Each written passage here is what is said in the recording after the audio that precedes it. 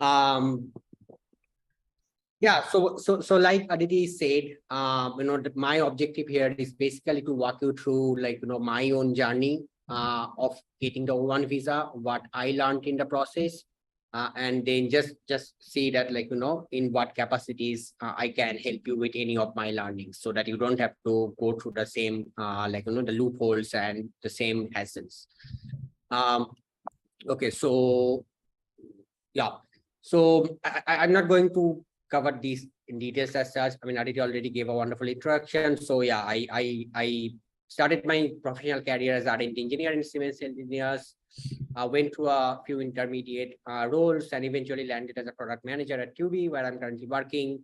And then outside my day job, I'm also a PM mentor at Korea, having mentored more than 200 aspiring product managers.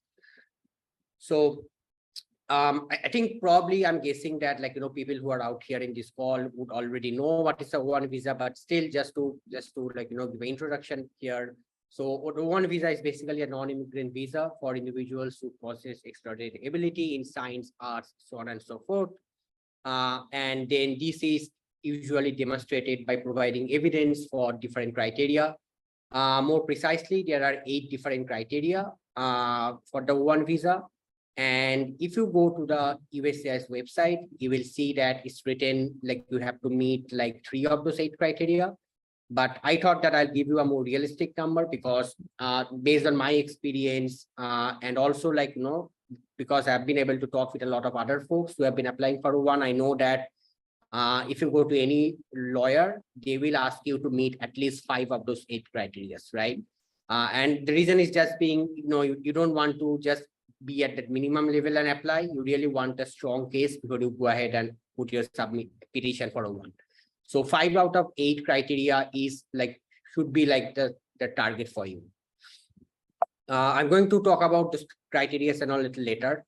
So I think the first question really that comes to someone's mind is that why at all are we even thinking about getting this visa, right? Why do we need to put so much effort or whatever to get this visa?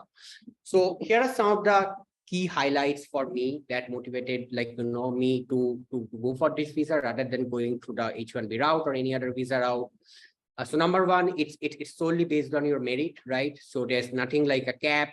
There's nothing like only n number of O1 visas to be granted per year, or there's not a lottery process like the H1B, right? So it's totally depending. It's in your control. Of course, you have to put in the time and effort to build your profile, but assuming that you do so, it's totally in your control. One visa can be renewed infinite number of times. So the initial visa that you get, that is for a period of 3 years. And then after that, you can keep on renewing it over and over again. There's no limit to that. One visa also gives you the opportunity to potentially work with multiple employers. Now, I'm not sure, as professionals who are working in technology, how much this can be suitable. But just to give an example, right, what this exactly means, let's say you are in the arts or culture area, and then you can be working with some agent, and then through that agent, you can be basically working with multiple employers at the same time, right? So that is one advantage that one visa has. And then, of course, the last point, which I found for myself a strong point, I think all of us would agree here that the eventual goal for us is to be able to get the green card as early as possible, because I think unless you get the green card, nothing is really stable in the US, right? So having said that, one visa, while it directly will not get converted to a green card, but once you get the one visa, there's a certain there's a certain I would say certain quality of your profile that kind of gets highlighted, and then when you eventually apply for the green card, then it becomes a little bit easier in the sense that if you are a one visa holder, then that means that US kind of already approved you as a candidate of extraordinary ability. And then for the EB1 green card, which is again based on kind of similar concept. Of course, the criteria are a bit different. They are a little bit steeper than O1. but then you kind of fall in that bracket. So I think that way it makes it a little easier for you when you're applying for the green card, if you are already a O1 holder. Okay, so what was my road to O1, right? So I moved to the US in 2019 to pursue my master's at Cornell. From 2020, I started my OPT, and like Aditi mentioned in the beginning, I was very, very clear in my mind that I just do not want to go through the H1B route. So I started my research and everything pretty early. Because of my prior background, I already had, like I would say, a lot of things in my profile that I knew that I could use as evidence for applying to one. And then eventually with as transitioning between jobs. So once all of those things kind of got sorted and I knew that I am in the kind of role and the kind of company where I'd like to work long term, I started my one application process towards the end of 2023. And then, sorry, it was the end of 2022, and then 2023 beginning around end of February, March is when it got approved. So that's my roadmap to O1. Yeah, I think this slide would be something that would interest a lot of folks out here. I just wanted to be a little bit more specific, because people have heard that like people in general talk a lot of things at a high level, but it really becomes difficult for others to understand that what exactly did they provide as evidence or what exactly can work or cannot work. So I thought I'll just put this thing very specifically out here. So these are the criteria that you see here, the 8 criteria for O1. And so I was able to check off 6 out of the 8 criteria. The 2 criteria that I didn't check off was this international national awards and membership. And then on the right hand column, what you can see is basically the evidence I provided, right? So maybe I'll just not spend a lot of time, but just quickly go through all of these. So for original contribution, I provided, I had 3 IEEE first order papers. Along with that, the different high impact contributions I've made in my work projects, which means that in the companies I've worked, what kind of projects I've worked there, and what impact those projects had. And also some, I'd say projects which are outside, let's say it's not really with the company or with the academic program, but I worked on some side projects and that also kind of got some recognition. So I was also able to provide that as evidence here. High salary, I think this is pretty straightforward in terms of calculation. So it's just saying that if your base salary is within the top %, for me, it was compared with respect to a PM role, depending on whichever role you are in when you are applying for O1. So if your base salary is within the top 10%, then you will satisfy for this. And I wanted to mention specifically base salary because a lot of people ask me that, can I add stock options or bonuses and stuff like that? So those will not be counted in. So the calculation will be done based on your base salary. Working critical capacity, of course, this is basically letters from senior executives at your current and past organization, essentially vouching for you and saying that the work that you do at these companies, how impactful they are, and how significant they are, not only for the company's business in general, but for the American industry moving forward, right? And I think one good way of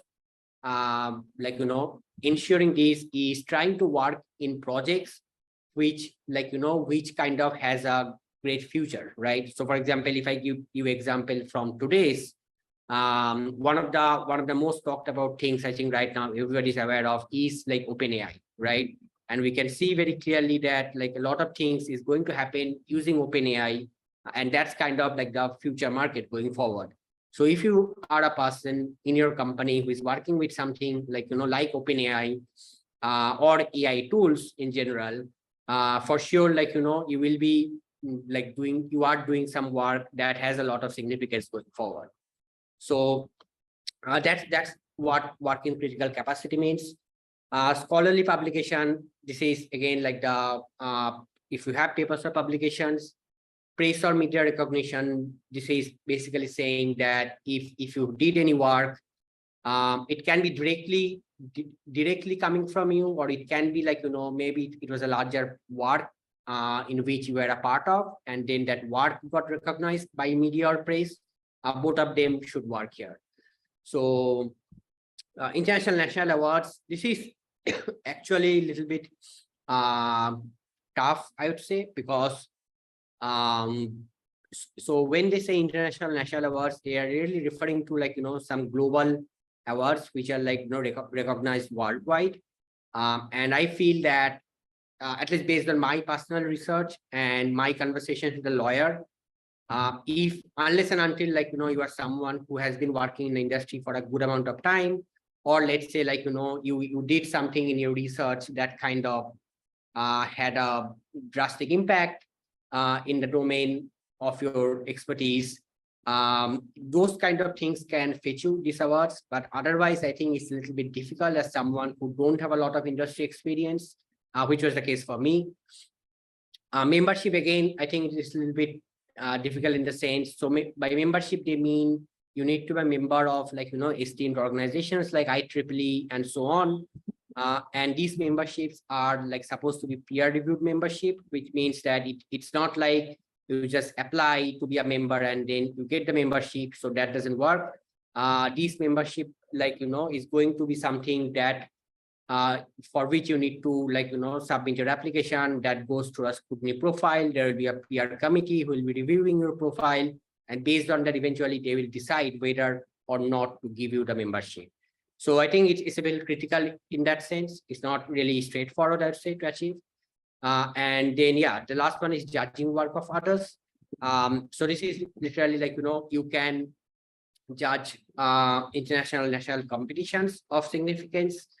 If you are in research, then you can definitely like, peer review papers and publications. That also counts in here.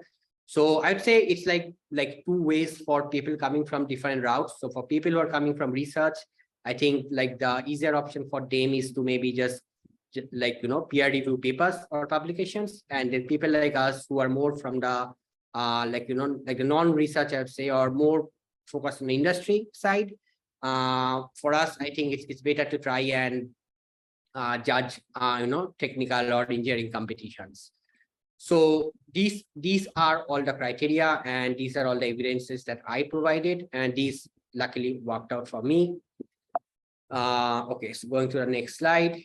So yeah, I think one question that I get more often than not is that like, so people ask me that what really helped me to make this switch so quickly, right? I mean, I was on F1 and then from F1, I was directly able to move to O1, right? Without getting into H1B or like CPT or any of those things.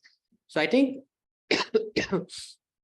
some of the things that really like helped me in this journey, number one, I would say that I started my research on O1 very well in advance.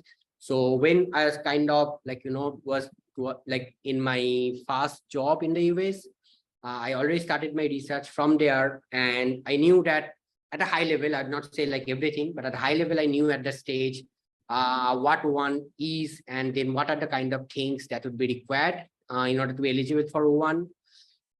Once I did that research, I was able to figure out that, what I already have, because I did have a decent background and experience in India.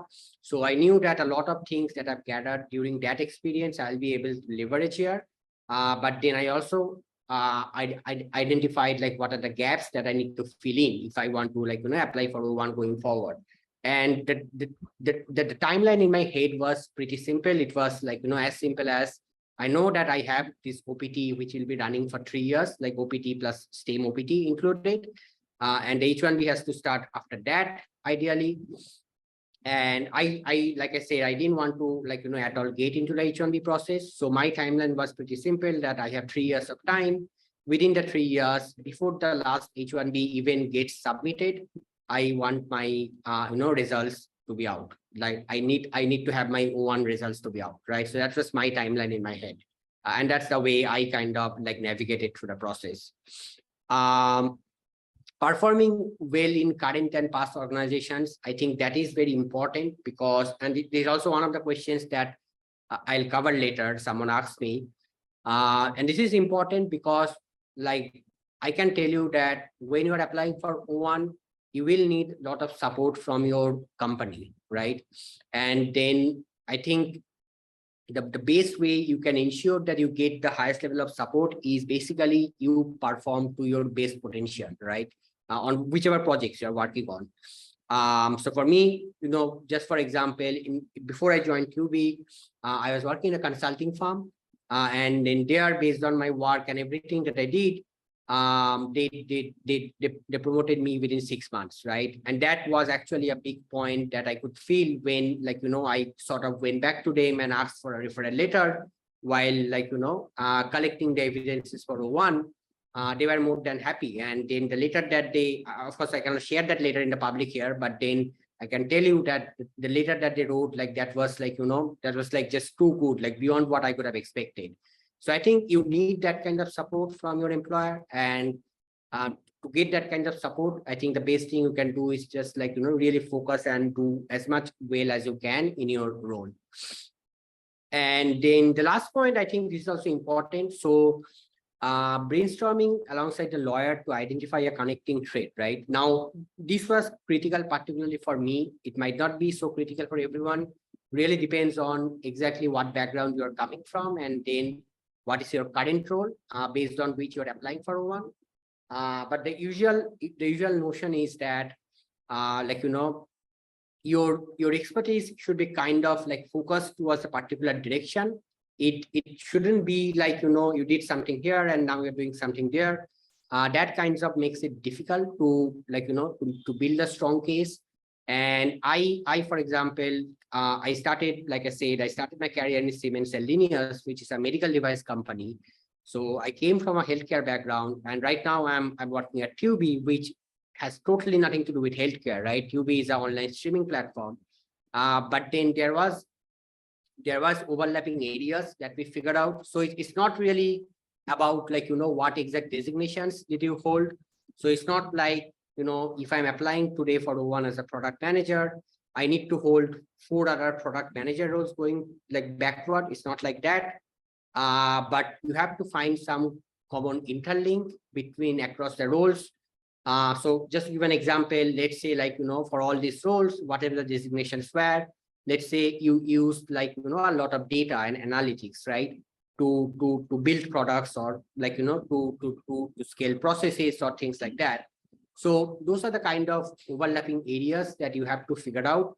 And I think it's always good to kind of work with a lawyer rather than just dumping everything on the lawyer, because I do feel that while lawyers are the most affiliated people for applying and filing your petition, but then you are also the most affiliated people to say what exact work you did, right? So I think it's important to be in touch with a lawyer, and try to think alongside him or her that how you can sort of create this interlink and share that share that feedback with the lawyer. Okay, so moving on. So this is, I think a lot of people are interested in understanding, what's the timeline. So of course, the first step is profile building. Now, this will totally depend on where your current profile stands. So for me, like I said, I already had a lot of things ready in my profile. So I required something around, I'd say 4 months to put together everything. But then if you are, let's say, starting from the scratch, or if you are midway, it will take more months, right? So on average, I would say anything between 4 to 15 months is what you will need to build your profile. Then you start the formal process with a lawyer, and then this should take roughly 2.5 to 3 months to prepare the petition. Once the petition is prepared, there's a few final documentation work that will be required, essentially some signatures from your side, from the employer side, from the lawyer side. So those things will take maybe one to 2 weeks, and then the petition will be submitted. And then finally, depending on if you are going for premium processing, it will take 15 days to get back your approval. Not exactly 15 days, 10 to 15 days, I'd say.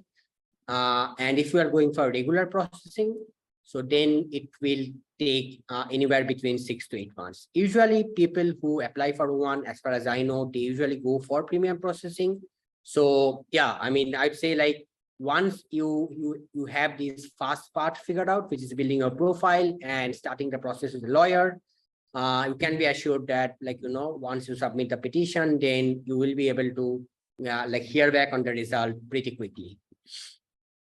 So yeah, so this is the end-to-end timeline for O1.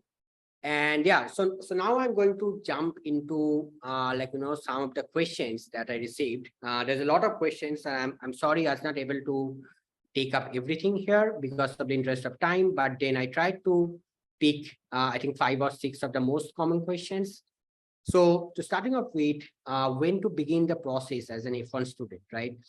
So like I said, if you really understand, like, what's the value of O1, I personally feel that, it doesn't make any sense to get into a H1B route. And if that is the case for you, then definitely, like, you can start as early as the moment you graduate from college and start, like, start your first job. Like that's the first year of OPT, right? Because there's no harm in starting early. You'll get more time in that way. And then even if you don't have, like, a lot of evidences from your past experiences, you will get sufficient time during those 3 years of OPT to build up your profile, file for O1, and also get the approval. So short answer is, if you want to start the process as F1 student, you can start as soon as you graduate and start working on OPT. Okay, next question was, doing to streamline everything to one specific field. Yes, so I think this is something that I talked about this earlier in one of my slides. So you do need to streamline everything to one specific field of expertise, because the fundamental notion behind O1 is saying that this candidate is an expert and has extraordinary skills or ability in this particular field, right? I mean, if we go back to the definition, you will see that that is what the definition is saying. So for sure, you need to streamline all your experiences towards one particular direction. But again, like I said, this does not mean that you will keep on holding like the same designations on a continuous basis. Your designations can be different. The ways your roles are spelled out, that can be different, but you have to sort of, like, dig deep and then identify that from the work perspective or from the skills perspective, right? Like I said, like data is one skill, for example, or you can maybe, like, you might have worked in different industries, in different domains, but maybe you have been using machine learning, right? Or AI a lot for all of these roles. So in that case, your skill would be machine learning and AI, right? So identifying that common skill and streamlining everything to a particular direction on basis of that skill, I think that is definitely important for O1. Okay, so the third question was how to select the criteria to focus on. So I think this is I showed you the detailed slide where I talked about what criteria worked for me and what did not work. I would say that, this is something that also depends on your background. So if you are someone coming from research, then, like, for sure you will want to target the criterias like publications, then original contribution. If you have, in case, like, things like patents, for example, that can work as, like, awards, right? So you will definitely want to target fields like that. On the other hand, if you are a person who has been more involved in the industry, not so much into the research space, I think then you can focus on some of the other points, which is, like, so salary, for example, I know is one thing that people who are working in tech, they try to meet, because, like I said, that's very straightforward, right? You really don't need to do anything separately for that. Of course, you can try to change your job to get a higher salary, and I know that really worked out for me when I changed to QB from a previous role. But other than that, it's a very straightforward thing. It's like either you have or you don't have. So salary is something that, like, people from tech, working in industry, they target a lot. And then uh, for the judging criteria, like I said, like if you are from research, then you'll probably try to, like, do peer reviews of papers and publications. On the contrary, if you are from industry, you'll probably try to judge, like, competitions like hackathons, or yeah, any other kinds of competitions. So I think there's no one answer to this. I think what criteria you will want to focus on really depends on what is your prior background and what's your current state. Can we approach our employer for help with O1? Yes, I would certainly say that you should do that, because like I said, a lot of things will actually become much more smoother if you can actually get your O1 filed through your employer. I know it's a little bit sad that a lot of companies, and this also includes like the so-called FANG companies, who do not support applying for O1. And I just don't know why. But then luckily for me, when I approached my employer, they were like, ready right away to go for this. And they, like I said, right, I just didn't want to get into H1B, and they never even asked me a single question, like, let's see what happens to your H1B. Maybe after that, we'll start thinking about it. They literally didn't ask me anything. So I just told them one day that I want to go for this option, and they just said that, okay, let's go. Tell us what we need to do, right? So, and I know that because of that support I got from my employer, a lot of things have become more easy for me, right? So yeah, I think the answer to this question is that definitely try to approach your employer. But like I said, like, like make sure that the work that you are doing, that is like really good, that's creating an impact on your team and on the business. Because eventually what relationship you build with your employer is going to be defined a lot by, like, what kind of work you are doing at the company. How to have publications while being a working professional? I think, yeah, this is also a question that I have got asked a lot. I think one of the ways that you can do this is, so first, you try to identify like some of the gaps in the domain in which you work, right? So let's say, for example, you are working in machine learning, right? Then try to identify like what are some of the existing gaps that needs to be addressed in machine learning, right? Based on that, you can, like, do your own research, try to learn more about the area, and then come up with a come up with a proposal, a realistic proposal, of course, saying that, okay, and I'm just throwing some random example out here. This it's difficult to answer this question in like 1 or 2 sentences. Is very, like, it will be widely varied depending on the domain and the industry and stuff. But I think, let's say that you say, this is one space that needs to be improved in machine learning. These are the different systems in machine learning that I'm aware of. And then I am kind of trying to add up all of these things in a certain manner and propose this new system that's going to solve the challenge, right? Something like that. Like something that will say that, okay, this is something new. Like, you're not simply kind of repeating what's already available in literature. And then once you have that idea and you know that on what topic you want to write the paper, you can just Google, you'll find out a list of like conferences where you can, there are a lot of online conferences where you can submit your papers. Make sure that these are all peer-reviewed conferences, because I know that there are a lot of these, like, places where they probably charge some money and they are not peer reviewed, and they'll just have your publication out there, but that will not really help. So wherever you are publishing, don't have to worry about impact factor or anything, but then just make sure that these are peer reviewed conferences or journals where you are planning to publish.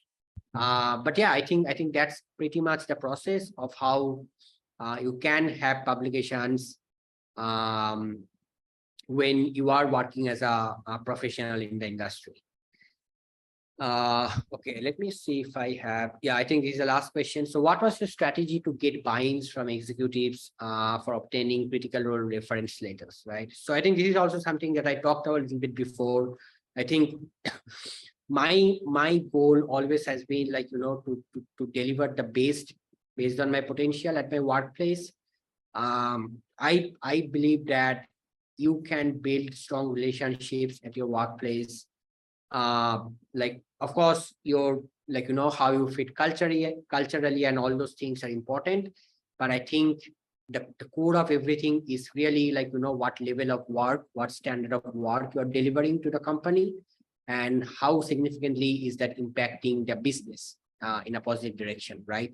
So I would say that, there's no there's no like specific, like, so-called strategy as to how do you how do you get buy-ins from senior management for obtaining reference letters. But it's more result and output of what kind of work you have been doing with your organization. Depending on your impact of work, you will build a good relationship over a period of time with your employer. And from all of these, the buy-in would automatically happen when you need it. So I think that's the only strategy that I can, say here. Yeah, I think with that, that's the end of my slide. So I just stop here. I know I've been blabbering for a long time. So I have my LinkedIn profile here. If you are interested, you can, like, contact me on LinkedIn. I have my website. It's kriya.site/Rudra. You can schedule a call with here. Just to give you a heads up, I know I'm overbooked till the end of June. So probably will not find any date before July. But yeah, if you're interested, please go ahead and book a call with me. And yeah, I think that's pretty much that I want to talk about. Back to you, Aditi. Thank you so much, Rudra. This was so comprehensive and so well put together. I appreciate the thoroughness. My takeaway from your conversation is to start early building your profile, to be very strategic in the way you build your profile. It doesn't matter, because what happens a lot of times is we get so hung up with our professional identity, we don't think strategically about our immigration identity. So just because you're a product manager doesn't mean that you have to go up as a product manager. Work strategically with your lawyer to find out that story, and then use the matrices to bolster that. And the third thing that you said, it's so important for us to acknowledge the pivotal role that our employers play in this journey. There's a lot of things that we can do right, but at the end of the day, when you have an O1 or when you have an EB1B or when you have an H1B, you need good employers. And that's something that you should keep in mind. Do not what do you call that, gaslight yourself. If things are not going your way, you're doing the best you can. Sometimes things are just not in your control, and you need that factor to work in your favor. With that said, we have 17 minutes. If you have any questions, please go ahead and raise your hand. What I will do is I will go down the list and I will ask people to ask their questions. Please be respectful of other people's time, which means if you have a question, ask one question. Do not sandwich questions together that, oh, I have this question, part A, part B. So I am counting on everybody to please be respectful of other people's time. And I'm going to go down that list. Shiv, then Kwame, then Utkarsh. Shiv, go for it. Hi, the Google Scholar citations, which category would they fall under? So I think shape citations is something that there's no different category for that, but citations are mostly to say that how strong your publications are. Based on my research, I know that people who do not come from research profile, citations do not matter a lot for them, but people who are from the research background, and I'm guessing since you're asking for citations, maybe you are from a research profile, citations is just going to make, like, your publication stronger. So there's no separate criteria that says that if you have so many citations, you check off this one criteria for one. I think it's not like that. Okay, thanks. Right. Kwame, go for it. Shiv and Kwame. Yes, so I wanted to ask. So I went through the list that you sent. The third criteria was like working in critical capacity. So if I work like with my employer, but then I also make open source contributions, would the evidence of my open source contributions also contribute to like that criteria, saying like I work in a critical capacity? Can you repeat that last part? I was actually not able to hear clearly the question. Okay, sorry. I'm saying that does open source contribution to open source also count as working in critical capacity aside your day job? So what exactly do you mean when you say like open source contributions? Okay, so I'm a machine learning engineer, and there are like Mhm. packages out there that we work with that I've also made contributions towards. So if I'm able to provide evidence that I've made contributions to those packages, would that also count as like me working? I think yeah, I got your question. So I think the short answer to that, Kwame, would be that if you can say that, you know, the open source contributions that you have made in the machine learning space, those are actually like, those actually have potential applications going forward. And those can be actually used by people. Like better if you can actually show some people who have already used that to do something, that definitely can be used, like, you know, to check out that original contribution criteria. Yeah. Thanks so much. Yeah. Utkarsh, Sunil, and Kshitij. Hi, Rudra. Thanks for your insights. I have a question. You mentioned I think, an article about you in Times of India. Is that a kind of a mandatory thing that it has to be like in the country where you are, or is it something that you can publish it anywhere? Yeah, so it doesn't have to be only in the country where you are. So for example, right now I'm applying from the US, right? So when I applied Yeah. for one, I applied from US, but then my article was published in Times of India, and that was also way back, like 2-3 years back, right? So yeah, that shouldn't be a problem as long as it's a like, you know, like nationally or internationally reputed press or media platform.